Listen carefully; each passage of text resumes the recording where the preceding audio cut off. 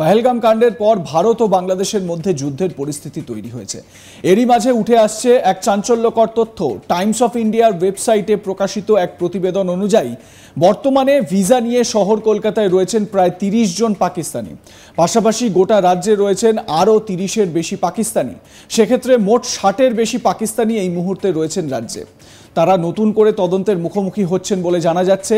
এই বিষয়ে কলকাতা পুলিশের তরফে এখনো পর্যন্ত SVES ভিসাধারীদের সংখ্যা নিশ্চিত করা হয়নি, অথবা কাউকে ফেরত পাঠানো হয়েছে কিনা সে বিষয়ে কিছু জানানো হয়নি। তবে এই বিষয়ে শনিবার একটি বিবৃতি জারি করেছে কলকাতা পুলিশ। সেখানে বলা হয়েছে দেশের নিয়ম অনুযায়ী সমস্ত নির্দেশ পালন করা হচ্ছে। উল্লেখ্য, পহেলগাম হামলার পর থেকে বড় সিদ্ধান্ত নিয়ে চলেছে ভারত। দুদিনের মধ্যে পাকিস্তানের নাগরিকদের ভারত ছাড়ার নির্দেশ দেওয়া হয়, নয়তো কড়া পদক্ষেপের কথাও বলা হয় ভারতের তরফে। শুনে নেওয়া যাক এ বিষয়ে কি বলছেন প্রাক্তন সেনাকর্তা কর্নেল দীপ্তাংশু চৌধুরী। আমরা ইতিমধ্যে জানতে পেরেছি যে স্বরাষ্ট্রমন্ত্রী পশ্চিম বাংলার মুখ্যমন্ত্রীর সঙ্গে কথা বলেছে। প্রায় এখন দেশে যেই সময় এই ঘটনা ঘটেছে তারপর একটা নির্দেশ জারি হয় যে পাকিস্তানি যারা আছেন এই ভারতবর্ষে এই সময় ভিসা নিয়ে বৈধভাবে আছেন এবং তাদের 48 ঘন্টা সময় দিয়েছিল। যাদের সার্ক ভিসা নয় তাদের 48 ঘন্টা, যেটা গতকাল এটা শেষ হয়ে গেছে, সময় শেষ হয়ে গেছে। এবং যারা সার্ক ভিসা নিয়ে এসেছিল তারা 1 মে অবধি ভারতবর্ষে তাদের ছাড়তে বলা হয়েছিল। এর মধ্যে স্বরাষ্ট্রমন্ত্রী সমস্ত মুখ্যমন্ত্রীর সঙ্গে কথা বলেছে, কারণ বহু রাজ্যে এই পাকিস্তান অরিজিন সিটিজেন তারা নাগরিক তারা আছে। এবং আমরা যারা জানতে পেরেছি পশ্চিমবাংলা প্রায় 60-এর অধিক পাকিস্তানি ন্যাশনাল এখনো আছে, বৈধ ভিসায় আছে কিন্তু আছে। তাদের দেশ ছাড়ার কথা প্রায় গতকালে ছাড়ার কথা ছিল এবং যারা সার্ক ভিসায় আছে বাই 1 মে তাদের পশ্চিমবাংলা ছেড়ে পাকিস্তানে চলে যাওয়ার কথা। কিন্তু যেহেতু তারা এসেছিল হয়তো অনেক দূর থেকে, আটারি অথবা ওয়াঘা বর্ডার, যেটা এখন গতকাল থেকে বন্ধ করে দেওয়া হয়েছে, লাস্ট যে ব্যাচ গতকাল চলে গেছে তাদের হয়তো এয়ারক্রাফটে যেতে হবে। হাউএভার ইন্ডিয়ান, যেহেতু পাকিস্তান এয়ার স্পেস বন্ধ আছে, তাই কোনো সিভিল এয়ারক্রাফট ভারত থেকে পাকিস্তান এখন যাচ্ছে না। কিরম ভাবে যাচ্ছে, ল্যান্ড বর্ডার ক্রস করেই ওদের যেতে হবে। এটা একটা প্রবলেম।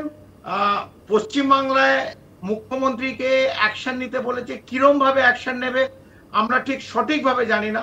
তবে পাকিস্তানে 60-এর ওপর ন্যাশনালস এখনো পশ্চিমবাংলায় আছে।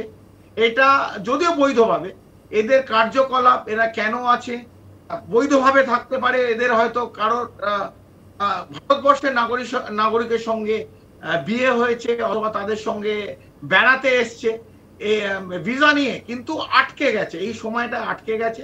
তাদের কিন্তু দেশ ছাড়তে হবে, ভারতবর্ষ ছাড়তে হবে।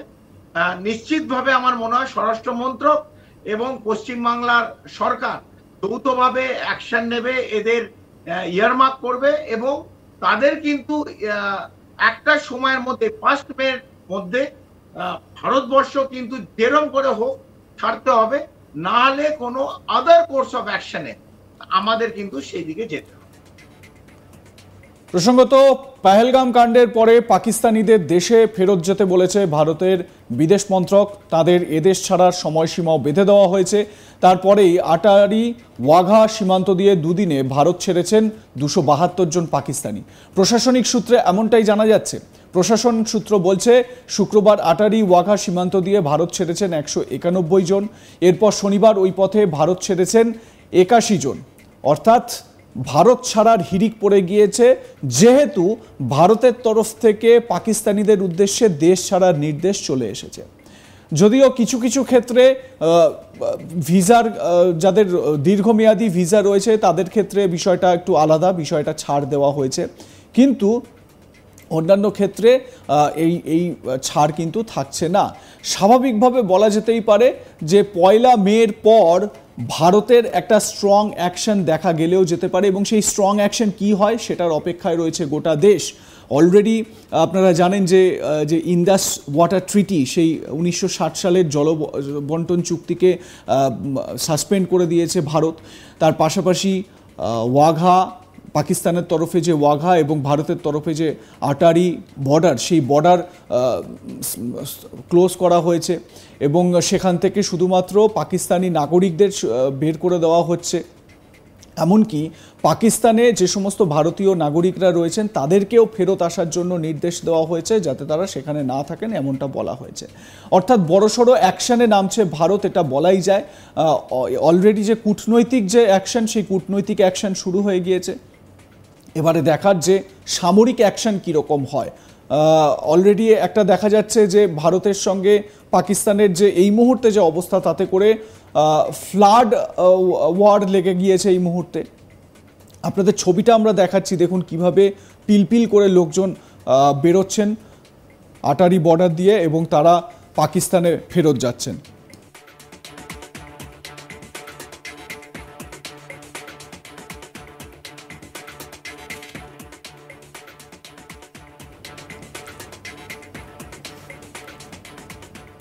কিন্তু পশ্চিমবঙ্গে যারা এরকমভাবে রয়েছেন, বৈধ ভিসাতেই যারা রয়েছেন, তাদের বিষয়ে পশ্চিমবঙ্গ সরকার কি ভাবছে এবং এ বিষয়ে কেন্দ্রের সরকারও কি ভাবছে, এ বিষয়ে ব্যাখ্যা দিয়েছেন প্রাক্তন সেনাকর্তা কর্নেল দীপ্তাংশু চৌধুরী। শোনাবো তার ব্যাখ্যা। আমরা ইতিমধ্যে জানতে পেরেছি যে স্বরাষ্ট্রমন্ত্রী পশ্চিম বাংলার মুখ্যমন্ত্রীর সঙ্গে কথা বলেছে। প্রায় এখন দেশে যেই সময় এই ঘটনা ঘটেছে, তারপর একটা নির্দেশ জারি হয় যে পাকিস্তানি যারা আছেন এই ভারতবর্ষে এই সময় ভিসা নিয়ে বৈধভাবে আছেন এবং তাদের 48 ঘন্টা সময় দিয়েছিল। যাদের সার্ক ভিসা নয় তাদের 48 ঘন্টা, যেটা গতকাল এটা শেষ হয়ে গেছে, সময় শেষ হয়ে গেছে। এবং যারা সার্ক ভিসা নিয়ে এসেছিল তারা 1 মে অবধি ভারতবর্ষে তাদের ছাড়তে বলা হয়েছিল। এর মধ্যে স্বরাষ্ট্রমন্ত্রী সমস্ত মুখ্যমন্ত্রীর সঙ্গে কথা বলেছে, কারণ বহু রাজ্যে এই পাকিস্তান অরিজিন সিটিজেন, তারা নাগরিক, তারা আছে। এবং আমরা যারা জানতে পেরেছি পশ্চিমবাংলা প্রায় 60-এর অধিক পাকিস্তানি ন্যাশনাল এখনো আছে, বৈধ ভিসায় আছে, কিন্তু আছে। তাদের দেশ ছাড়ার কথা প্রায় গতকালে ছাড়ার কথা ছিল এবং যারা সার্ক ভিসায় আছে বাই 1 মে তাদের পশ্চিমবাংলা ছেড়ে পাকিস্তানে চলে যাবার কথা। কিন্তু যেহেতু তারা এসেছিল হয়তো অনেক দূর থেকে, আটারি অথবা ওয়াঘা বর্ডার, যেটা এখন গতকাল থেকে বন্ধ করে দেওয়া হয়েছে, লাস্ট যে ব্যাচ গতকাল চলে গেছে তাদের হয়তো এয়ারক্রাফটে যেতে হবে। হাউএভার ইন্ডিয়ান, যেহেতু পাকিস্তান এয়ার স্পেস বন্ধ আছে, তাই কোনো সিভিল এয়ারক্রাফট ভারত থেকে পাকিস্তান এখন যাচ্ছে না। দেখতে থাকুন আজ তাক বাংলা, সাবস্ক্রাইব করুন আমাদের ইউটিউব চ্যানেলটি, বেল আইকন প্রেস করুন নোটিফিকেশন পেতে।